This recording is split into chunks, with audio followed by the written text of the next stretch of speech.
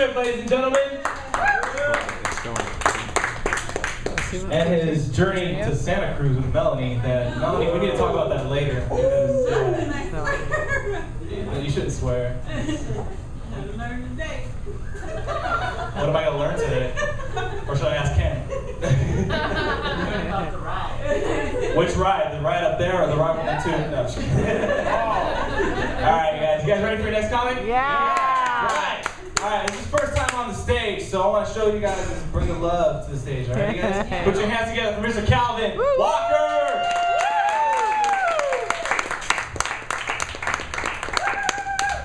Take your clothes off. Not again. Please, everybody, the center.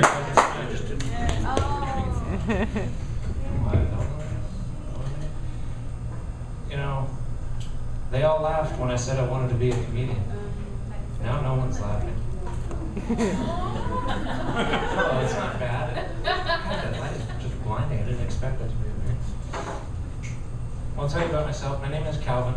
Like Calvin and Hobbes, Calvin Klein, Calvin Coolidge, Calvin Ripken Jr., John Calvin, or as the ladies know me, hey, you in the bushes.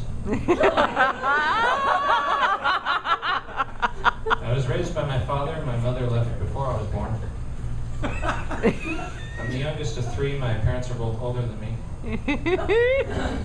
My father always had good advice for me growing up. He says, Calvin, don't look at the girly pictures, you'll go blind. Don't look at the naked women, you'll go blind. I says, Dad, I'm over here. Wow,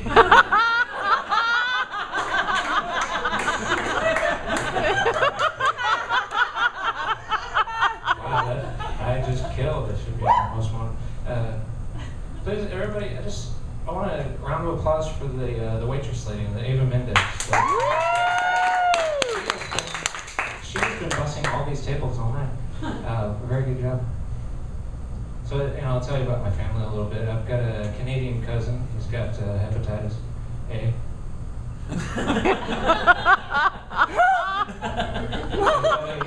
I've got a cousin of mine. She's a dyslexic screenwriter.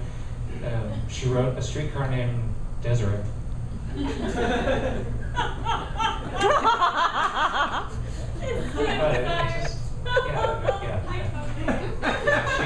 She gets it. That guy was saying, the curve on the side of the room, a little bit smarter. I don't know. This gentleman over here, he mentioned, the thing with the urinals, and the thing I thought was Ghostbusters. Egon, don't cross the streams. See, that goes all the way back to the 80s. I was born in '86, and as a child of the '90s, I was terrified that the rhythm was going to get me. That's Gloria Estefan. I mean, she's not that older. No, I'm not. You don't have to apologize. You're just sitting there and you're laughing. That's what you're supposed to be doing. You're supposed to be laughing. I recently saw my phone bill. It had charges for Hennessy, Patron, Cuervo, and Drambuie on my phone bill. Apparently, I'm calling the shots.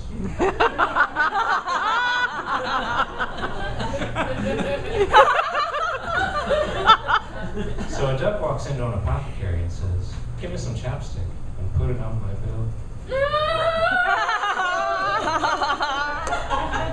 Comedy is a stressful thing. A man ran up to me screaming, "I'm a teepee, I'm a wigwam, I'm a teepee, I'm a wigwam." I said, "Relax, man, you're too tense."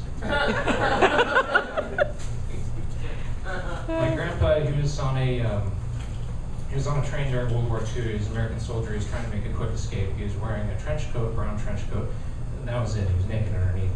The stewardess was walking up and down the aisle saying, tickets please, tickets please.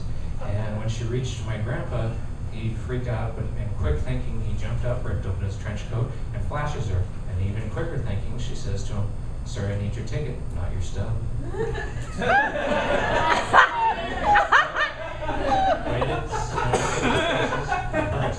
She became my grandma. I got there, and my grandma, she's schizophrenic, but she's good people.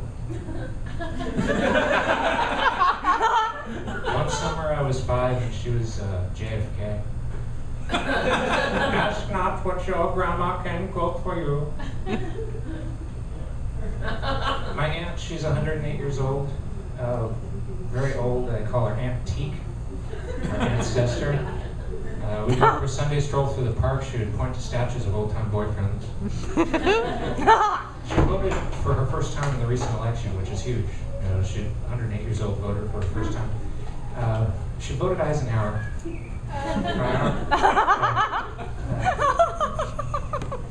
Our local police chief does a speech on heroin. I wish he could do it sober. They say that drugs are bad for you, and I agree.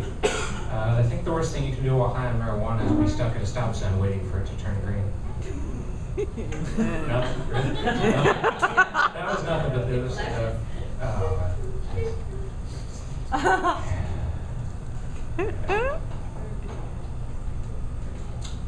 you know, you go to the beach, you get a seashell, you put it to your ear, it sounds just like the ocean. Well, I found recently if you hold a stick to your ear, it sounds just like a tree.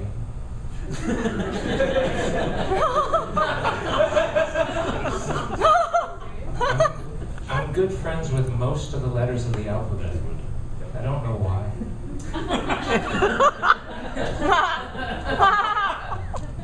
Murder one, I am killing it. I used to work in retail. When you go to an interview for a job, it's you know, you have to apply online, but it's interesting because on the internet you can choose to be anything you want. You can choose a new persona, which is why I find it amazing that most people choose to be stupid. So I chose to be a wizard because what I do with computers is magical. So I applied online, and I go in and I had to turn in paperwork to this retail store. And the lady behind the counter, see, it was very late at night. The lady behind the counter goes, "Hey buddy, we're closed." It says, "Closed? How did I get in here?" "All right, I'm a wizard." So I transmogrified her into a frog, teleported away. But I'm almost out of this has a good climactic finish to the story. I will tell you. I did wind up getting an interview for the place. They said, you know, we're looking for a responsible man. We're looking for somebody who can always show up to work, be clean, sober, all that stuff, be a responsible man. I says, that's perfect. Every job I've ever had. Anytime anything would happen, they would point to me and say, this is the man responsible. Although I do gotta brag and admit that I always have a 100% customer satisfaction rating. 100%, because I never give the survey to people who are upset with me. All right, well, I'll leave you with this. I didn't bring it with me.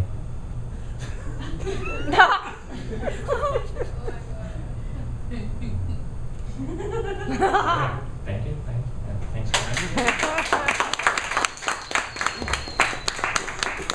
John Walker, ladies and gentlemen. Yeah! All right, guys, stick around. We only got 3 more comics left. They're really good comics. I realize it's one-liner night, right?